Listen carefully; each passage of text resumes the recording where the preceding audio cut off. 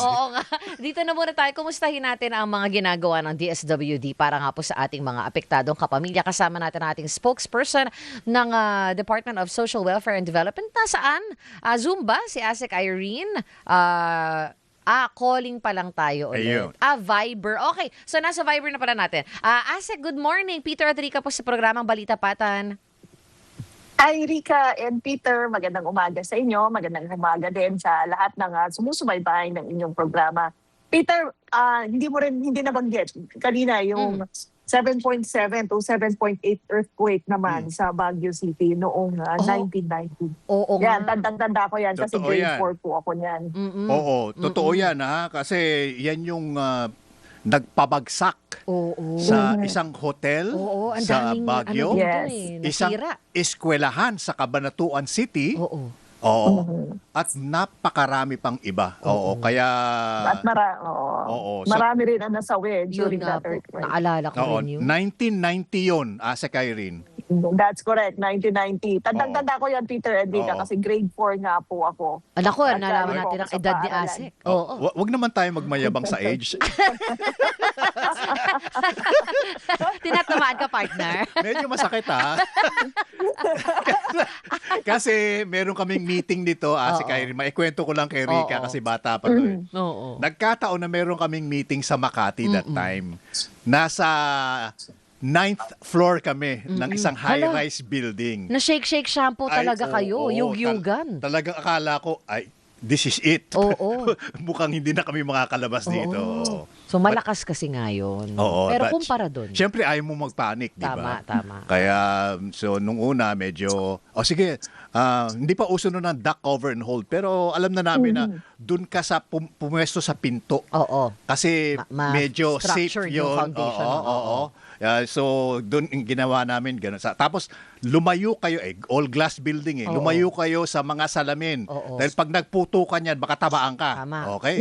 Ayos Tama. pa rin. Merong isang umiyak. Oo. Nagtakbo na kami.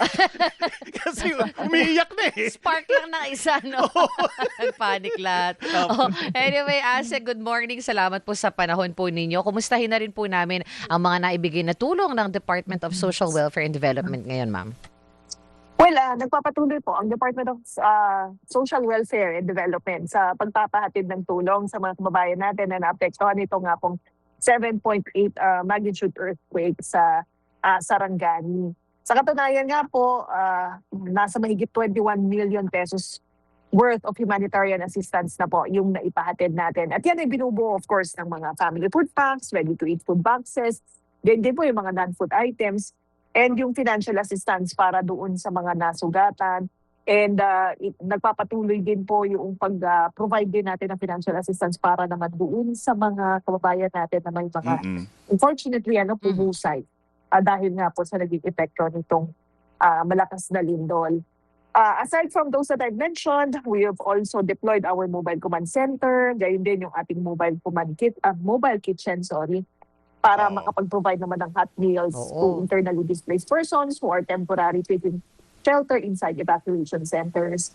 Gayon din po, we've also provided yung mga mobile storage units para magamit din na mga temporary stations or mga evacuation centers. Then lalo pat in some areas, yung mga IDPs natin, they prefer to stay in open spaces. Opo. Intense sa mga open spaces kasi natatakot nga sila dahil sunod-sunod pa rin naman yung nararanasan nila ng mga Aftershocks. pagyanig, yung mga Opo. aftershocks. Asa So yun po, Irene, nagpapatuloy naman ang Yeah. DSWD sa paghatid ng tulong. Pero medyo may mga logistical challenges po kasi halimbawa ang Jensan Airport pinasara. So wala pong maka-landing or take off from there. Paano po yung distribution? I know you have pre-positioned relief goods pero hindi ba yan nagiging challenge para sa DSWD to reach right away yung mga biktima, no? Kasi kung nakikinig po kayo sa, I'm sure you are, no? Nakikinig kayo sa radyo, tsaka sa iba't ibang mga news organizations, may mga interviews sila na ang sinasabi po ng mga biktima, wala po kaming mainom na tubig, wala po kaming pagkain, walang dumarating. Maybe you can react to that, ma'am? Yes, actually sa mga areas nakapag-reposition na nga po tayo ng mga food and non-food items. Kaya madali po no na makapagpati tayo ng assistance kasi preposition na nga po ito on the ground. Kasi nagagamit po natin yung mga warehouses ng mga local government units. Doon po tayo nakakapag-shimbak ng ating mga goods. Now we understand in some areas like yung mga upland communities, yung mga island communities, while meron na rin po tayong nakapreposition, but of course, kinakailangan na madagdagan sapagkat marami nga pong apektado, lalo na dyan sa Sarangani. So what we're doing now is we're working with the Armed Forces of the Philippines, with the Philippine Coast Guard, kasi we need their assets para makapag-provide tayo ng additional food and non-food items. And this is what we're doing now. And batay doon sa report ng aming field office ay meron na nga pong nakabiyahe no, na lilipad ngayon para may karagdagang food shops. Lalo-lalo na dyan sa may Saglan, Sarangani. Opo. Asek, doon naman po ako sa psychological needs, no? Dahil ang lakas po talaga nito, particularly for the kids na nakaranas talaga nung 7.8. Kumusta po ano po yung mga maibibigay natin doon, ma'am? Well, yes. Actually, bahagi ng ating camp coordination and camp management initiatives at gayon din yung tulong na ipinapaabot to protect internally displaced persons ay yung tinatawag natin na psychosocial first aid or psychological first aid.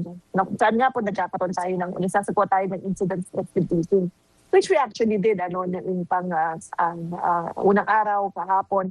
Kinausap natin yung mga bata, ang mga kumakausap po, mga social workers natin, mga members of the quick response team who have been trained to conduct na po psychosocial first aid.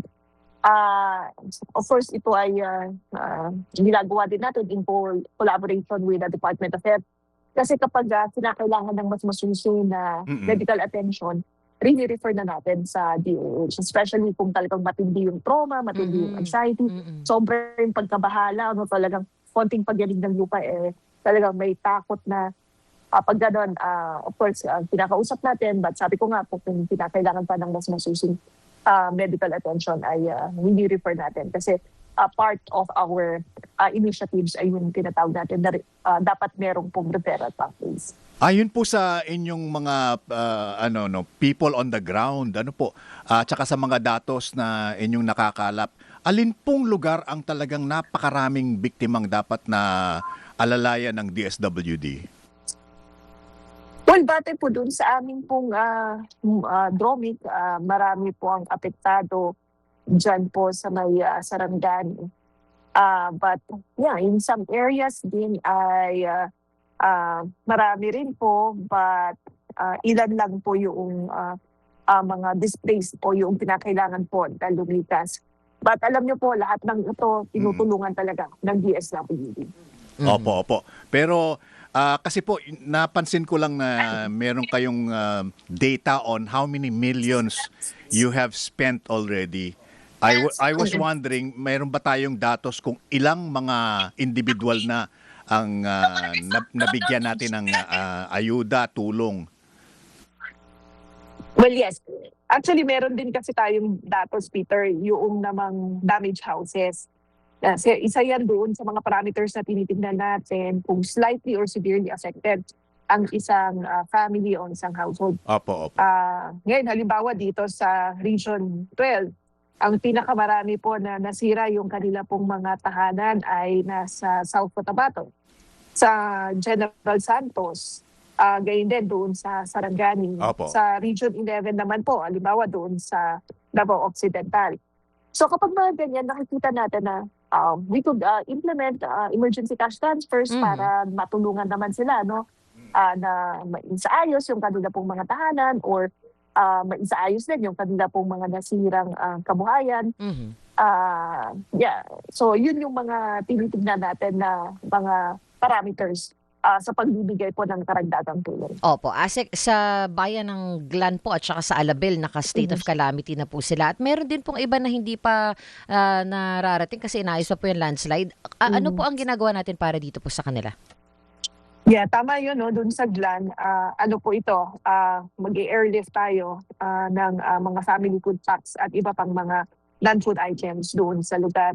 And sabi ko nga, we're in close coordination with the Armed Forces of the Philippines and the Philippine Coast Guard through our field offices para maipahatid ito, tulong o karagdagang tulong po sa kanila. Alright, sige po. Maraming salamat, ASEC Irene. Mangungumusta pa po kami sa mga susunod na araw, ma'am. Ingat po kayo dyan. Salamat po. At well done, DSWD. Well, maraming salamat din, Opo, Peter, Enrica. mabuhay po Maraming kayo salamat po. and DSWD po, at alam kong magiging busy kayo not only in the next few days, weeks and months pa yan po.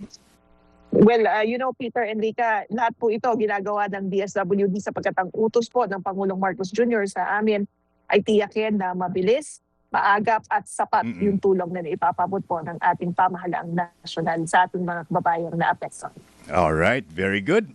ASEC Irene Dumlao, maraming salamat. Siya po ang buting spokesperson ng DSWD.